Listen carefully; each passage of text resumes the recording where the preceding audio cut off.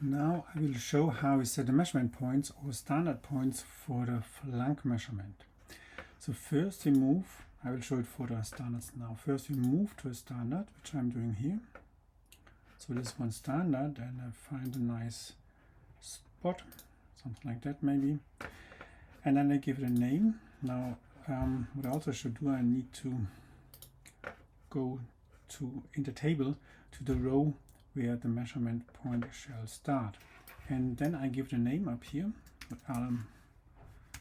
O. And I go down here to grid settings, or what it's called, yeah, grid settings. And I make sure the drop down here is on start. Then I read this position, and then we want to have 4 steps times 3 steps with a size of 1.3. So this is the distance between the individual steps. And then scan mode shall be circle and the probe diameter 1 micron. Don't forget, after you put in a number here, press return, otherwise it sometimes does not take this new value. Now the command actually is not ALM-O, but ALM-O P1 for 0.1, because later we want to measure a second one, then we can call it P2 or P3 and so on.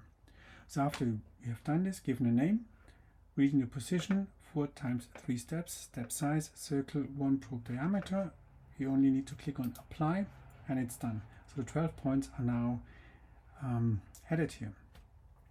Now in between each measurement we measure a standard, and for this standard we measure a small line. Now the standard we are using is the ALM-O, so it doesn't make a lot of sense after the ALM-O measure already the standard because that we measure in between, because it is already ALM-O. So this is why I'm quickly going here to the second standard and set up a grid. So yeah, maybe something like here, actually doesn't look too bad. Go here on grid settings again. Now once you've done this, once you've set this up once, it's all there already. I call this UA5 P. I need to go to the down here. I'm not going to change something. This is called UA5. It was right, yes. UA5.1, but I think there's no space in between these. Do we have a space? Doesn't really matter. No, actually it does matter.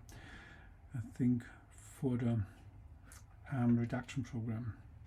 And then I read the position. Everything else stays the same. I go on apply and it's in here.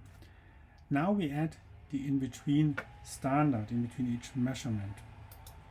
And this is one of the ALM-O, so I just move back here. And we call this drift standard, drift 1, or just DR1, or drift 1. And usually I'm starting somewhere on the right, as you can see here. These were all such kind of lines here. Starting just somewhere here on the right, maybe not where there's a crack. Let's see. Let's go somewhere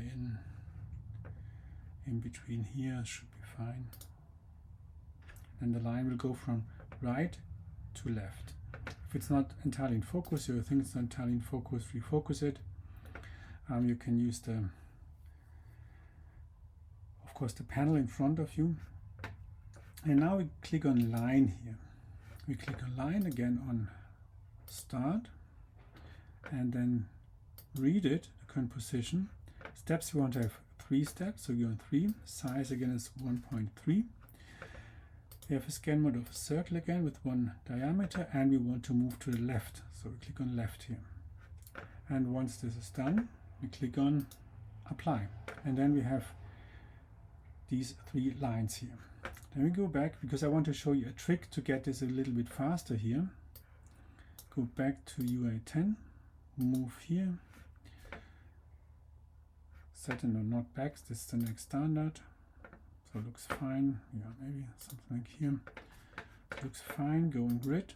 This is all done, so we just read this position. Oh, I need to go down UA10, UA10.1, read this position, apply, and we got it.